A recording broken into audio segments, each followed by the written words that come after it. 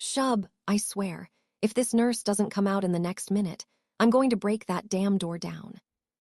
Naina Ahuja seethed, packing furiously in the dimly lit corridor outside the school infirmary, back and forth, like something caged that had run out of patience for its own restraint.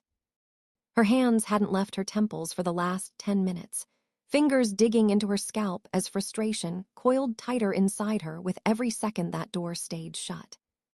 The kind of helplessness that doesn't sit still, the kind that moves because standing still feels like giving up. Shub sat hunched on the wooden bench, his legs bouncing anxiously, palms ringing like he was trying to crush his own nerves between his hands. He kept throwing helpless glances at the shut infirmary door, behind which Falak lay unconscious, pale and small and impossibly still. Each passing second suffocated them. Each passing second was its own small punishment. But then, footsteps echoed. Sharp, heavy, certain. The kind of footsteps that don't apologize for the space they take up. Both their heads snapped toward the right, breath freezing mid-chest. It wasn't just the principal approaching. He was with him. Saksham Singhal. The air shifted, subtle but immediate, the way pressure changes before a storm, as if the walls themselves stiffened in his presence, as if the corridor had been waiting for him and didn't know how to pretend otherwise. Shub instantly stood, moving to Naina's side, his throat bobbing in a hard gulp. Naina's entire body coiled like a spring wound one turn past its limit. "What the hell is he doing here?" she hissed, her tone sharp enough to cut, low enough to be lethal. "I told you to inform Abeer by, not him." "I did." Shub's voice was strained, desperate, the voice of someone being accused of a crime they didn't commit but can't quite prove. "I only told them to call Abeer, I swear." But before Naina could fully unleash her fury on him, a throat cleared beside them. Cold, authoritative, the kind of sound that doesn't need volume because it carries something worse, expectation. Principal Johnson stood there, his gaze steely, his patience visibly rationed. "How is Miss Kashyap? Any update?" Shub was the first to recover, straightening, arms behind his back, manufacturing a calm he absolutely did not feel. No, sir. The nurse is still checking her vitals." The principal gave a curt nod, the nod of a man already moving on to the next problem. "Keep me informed. Miss Ahuja," he said, turning toward Alicia, who stood a few steps behind, composed, watchful, her presence carrying its own quiet authority. "Be with them. Handle this." Alicia nodded, but her eyes cut sideways to Naina, a glance that carried the specific chill of a promise. A storm postponed but not cancelled. "Mr. Kashyap, take care of your sister," the principal addressed Abeer, who had been silently burning holes through the infirmary door, his face an iron mask of calm, every muscle controlled, every emotion locked behind the particular discipline of a boy who learned early that falling apart costs too much. But his clenched fists betrayed him. They always did. As the principal walked away, Alicia took a step forward, but Naina had no patience left, not a scrap of it. She stormed toward the tall, brooding figure who hadn't moved a single muscle since his arrival. Saksham hadn't spoken, hadn't looked at anyone. His eyes were locked on that door, fixed on it with an intensity so complete it bordered on something sacred, something terrifying. Like a man staring at the only thing in the world that still mattered to him and hating that it was behind a door he couldn't open. Naina grabbed his arm and spun him around. "What the hell are you doing here?" she hissed, each word soaked in venom, in months of accumulated fury on her best friend's behalf. "We called Abeer by, not you. Get out. Or are you here to enjoy her suffering? Watch how your sins keep haunting her." The tension in Saksham's jaw was palpable, a muscle feathering beneath his skin, the only outward sign of what was moving beneath the surface. His fists trembled at his sides, barely. Her words sliced into him, dug beneath the armor, found the places that were still raw, but he didn't flinch. Not visibly. His composure remained intact, deliberate, and more unsettling for it. A ticking bomb with no countdown. Naina's anger deflated, just slightly, just enough to recognize the futility. Yelling wouldn't move this stone-hearted bastard. She knew that. She'd known it for months. She turned to Shub, who shuffled uncomfortably under the weight of being caught between two worlds he loved equally. Bye. Actually, the thing is, when Falak found out you knew about the morning assembly scene, she had a breakdown. Shub's words stumbled out, fragile, careful, afraid of what they would land on. Everyone knew Saksham when it came to Falak. Everyone knew the particular, frightening quality of his attention where she was concerned. Saksham's body stiffened. His fingers curled into fists, so tight his knuckles turned white.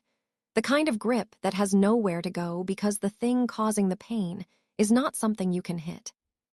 No one was allowed to interfere between him and what belonged to him. No one had ever been allowed that.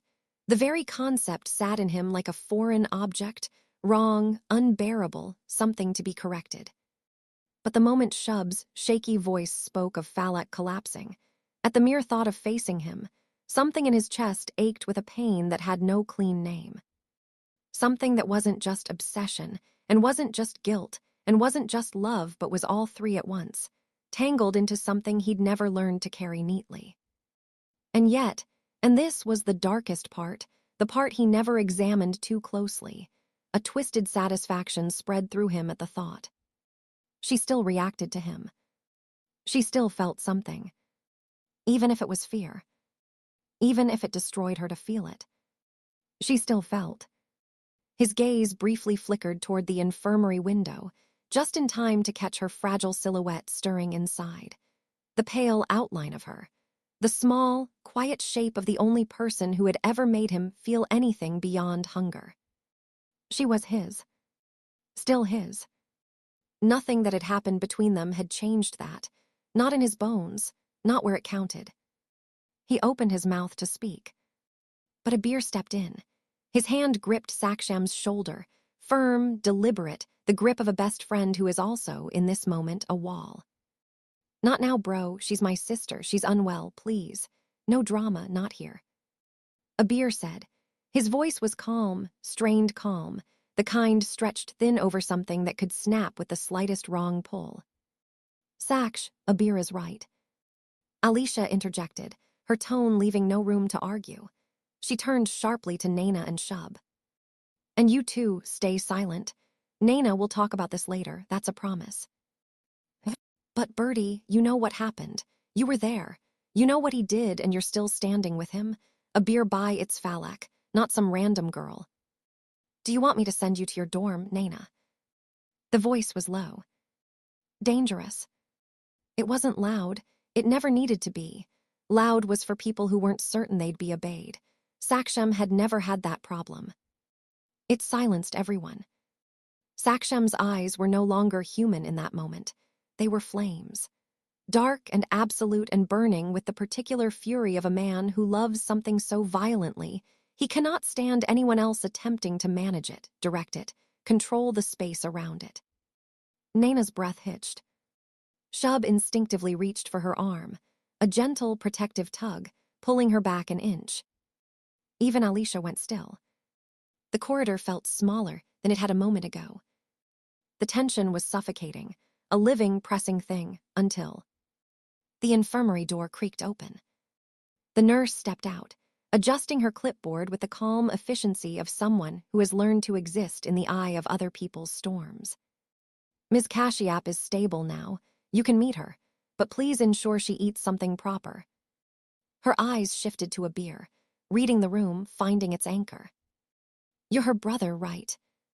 Abeer nodded immediately, stepping forward. The relief that moved through him was visible only in his eyes, and only for a second. She said to send you in. Only you, no one else. The air grew heavier. Denser. The kind of heavy that has a name. Saksham's foot moved. And Abeer's hand blocked him without hesitation. A quiet, absolute no. Their bond ran deeper than most friendships ever reached, but his sister's sanity, her safety, her fragile peace came first. It would always come first. Saksh, she only wants me. Please, not now. Naina's voice sliced through what remained of the tension, sharp and deliberate.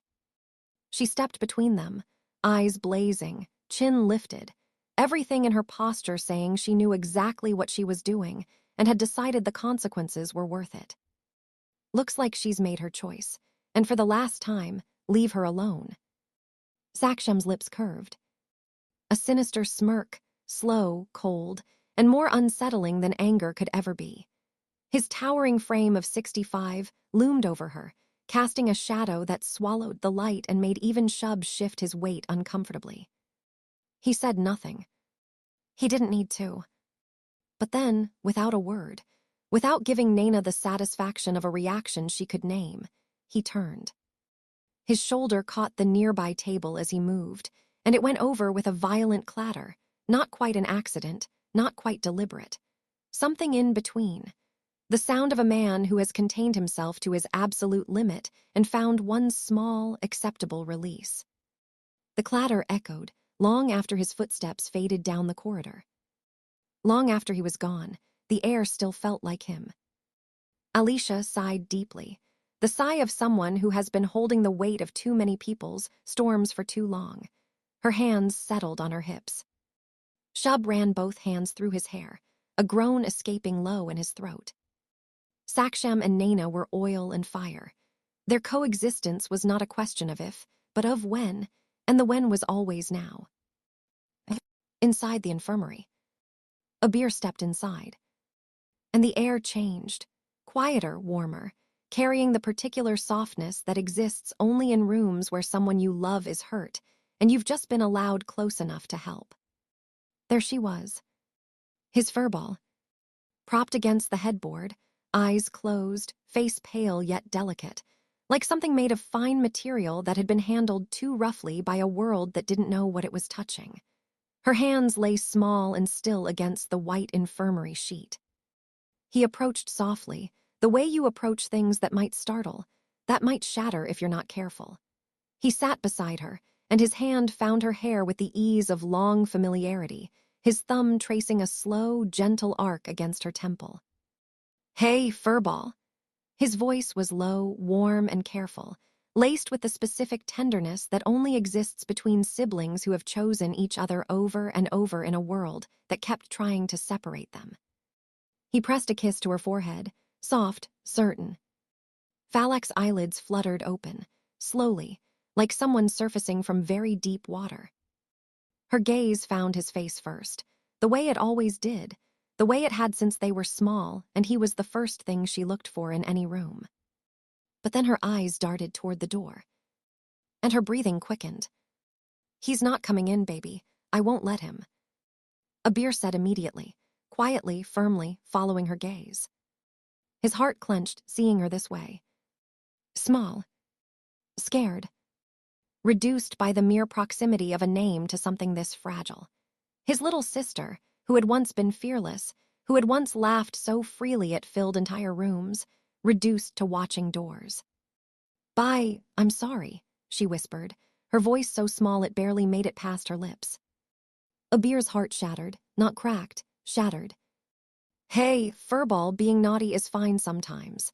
But maybe next time not during my big ceremony, huh?" He teased, coaxing, reaching for the version of her that laughed, pulling toward it gently. But then his tone shifted, grave, real. "But seriously, don't ever stress yourself like this." She looked away. Her fingers trembled against the sheet, a small, quiet trembling that was worse than tears, because it asked for nothing. "Falak, listen to me. You're fine. I'm not mad at you for what happened in the hall."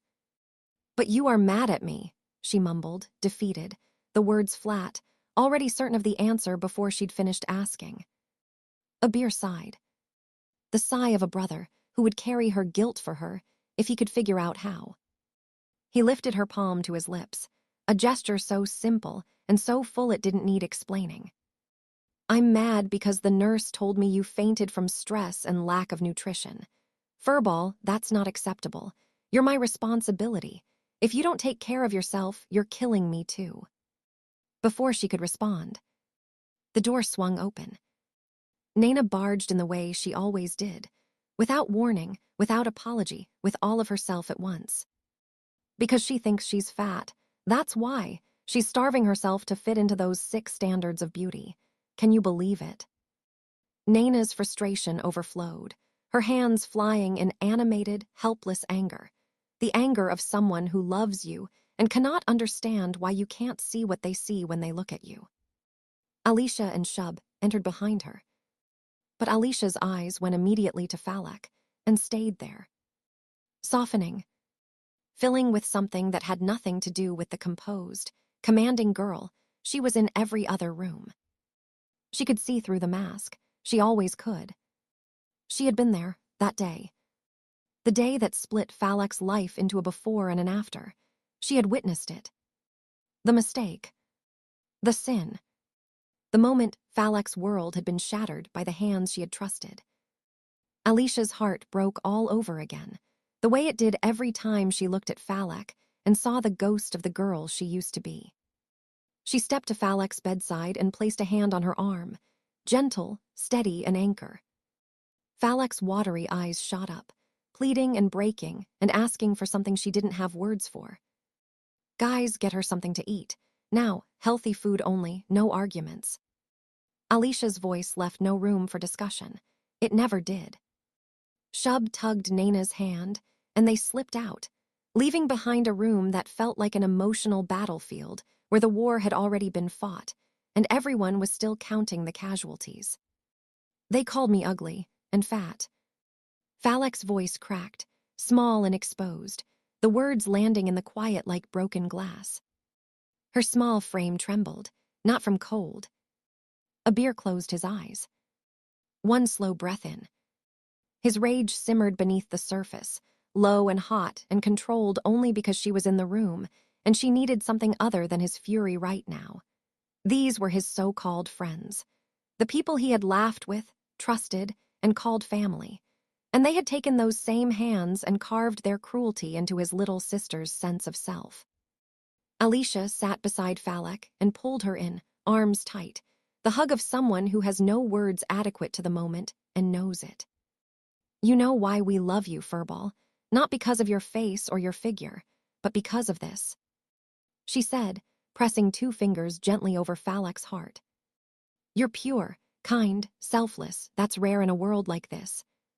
She pulled back just enough to look at her. Falak's lips trembled. She was trying very hard not to cry in a way that made the trying visible. And for your information, Miss Insecure, you're a crush magnet. Boys are terrified of approaching you because of your psycho brother and his equally psycho best friend. Alicia winked, and there was warmth in it, and mischief, and the deliberate lightness of someone trying to give you permission to breathe again. Stop corrupting my baby, Birdie. Abeer scoffed, though the corner of his mouth betrayed him. Alicia chuckled. And Abeer pulled Falak into his arms, firm, protective, the embrace of someone who would burn the world down before he let it hurt her again, and kissed her hair gently. Twice. When Naina and Shub returned with soup and fruits, Abeer personally fed her, his tone playful, teasing, performing normalcy for her sake with the dedication of a man who loves someone enough to pretend everything is fine until it is. You skip a meal again, and I swear, Furball, I'll chain you to the dining table. His eyes, though, were severe, watchful, the eyes of a brother cataloging every sip, every small returned color in her cheeks. Later, as Abeer carried her back to the dorm, her weight easy in his arms, Naina following with her belongings, Falak suddenly stiffened. It happened before thought. Goosebumps peppered her arms, a slow crawl across her skin that moved from her neck to her wrists. She didn't need to look. She knew. She had always known, the way you know certain things not with your mind, but with every nerve ending you have, the awareness of being watched by someone who has made watching you their purpose. He was watching. His presence clung to her skin like smoke, suffocating, invisible, impossible to point to and impossible to ignore. She tightened her grip around her brother's neck, fingers curling into the fabric of his collar. He wouldn't dare approach her now. but the shadows always lurked. And she had never quite learned how to stop feeling them. Later at the soccer field, Abeer's fury simmered as he practiced, his tackles rough and uncharacteristically hard, his plays aggressive in the way that has nothing to do with the game and everything to do with what he is trying not to say yet. Saksham stood still, leaning against the cold bleachers, one ankle crossed over the other, a cigarette dangling loosely between two fingers. His posture was deceptively relaxed, the specific stillness of a predator who has learned that patience is its own kind of power. His sharp gaze was fixed on Abeer across the field, not watching the game, watching the man. His silence was unnerving. It always was. Saksham's silence was never empty. It was full of things he hadn't decided to say yet. Karen approached quietly from beside him, unhurried, reading the room the way he always did, with the quiet intelligence of someone who has spent years studying the people he calls his own. He placed a hand on Saksham's shoulder. His behavior's off. He's been cold with you all day. Is it because of her? Karen asked, his tone casual, though his eyes carried the specific gleam of someone who already knows the answer and is asking anyway. How's she now? Saksham's jaw tightened, a small, barely perceptible shift. He didn't look at him. His gaze remained pinned to Abeer, tracking his movements across the field with the focused attention of a man waiting for something. She's fine, he said, 2 words, clipped, flat, devoid of the emotion that was absolutely consuming him from the inside. But beneath that flat tone, he was burning. The image of her lying unconscious, pale and small and fainted at the mere thought of facing him, haunted him with the specific cruelty of things you cannot unfeel. It carved into him. It made him feel things he didn't have clean words for. And yet it ignited something far more dangerous, inside him too. She doesn't want to see me. He added, a pause, and then his lips curled, slow, humorless, the smile of a man who has decided that wanting and having are not the same thing, and has made his peace with being the one who takes rather than asks. Karen's smirk appeared, sly, deliberate, the expression of someone lighting a match near dry wood on purpose. He leaned in slightly.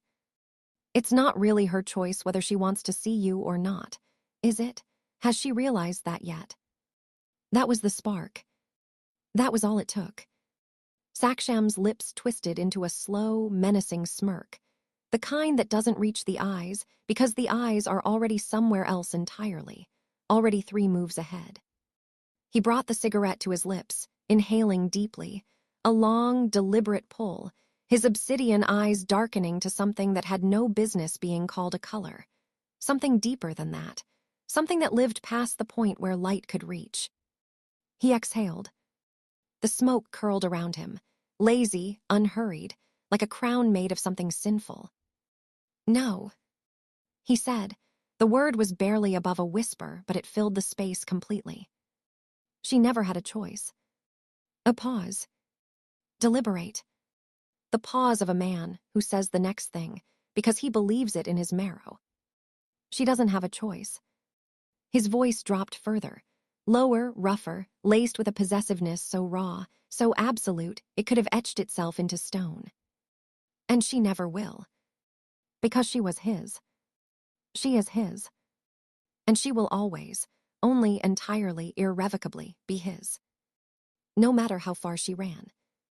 No matter how many doors she put between them. No matter how many people stood in the gap and told him no. No one takes what belongs to Saksham Singhal. Not even her. Especially not her. He remained leaning against the bleachers, eyes hidden behind dark sunglasses, smoke curling from his fingers, but his attention never wavered from Abeer for a single second. He was watching the way you watch something you are about to move. In the locker room, as Abeer packed his gear, the metallic sounds of buckles and zips filling the silence between them like punctuation, Saksham appeared in the doorway. He didn't knock. He never knocked. I've had enough, we talk, tonight. 4 words, a verdict, not a request. Abeer looked up slowly. His lips curled into a smile that had no warmth in it, the smile of a man who has been expecting this conversation and has had time to prepare for it and still isn't sure he's ready. Yes, we will. The elite group had a rule. No betrayals. No outsiders. No drama. A code built over years of shared history, of secrets kept and loyalties tested, and the particular bond that forms between people who have chosen each other so many times it stopped feeling like a choice. But tonight, that code would be tested in a way it had never been before. Because nothing is more fragile than a friendship stained with guilt, the kind that sits between two people who both know what happened and neither can quite bring themselves to name it out loud. And nothing is more dangerous than a love poisoned with obsession, the kind that doesn't diminish with distance, doesn't soften with time, doesn't loosen its grip no matter how loudly the world tells it to let go. Tonight, both things would be in the same room, and one of them would have to survive it,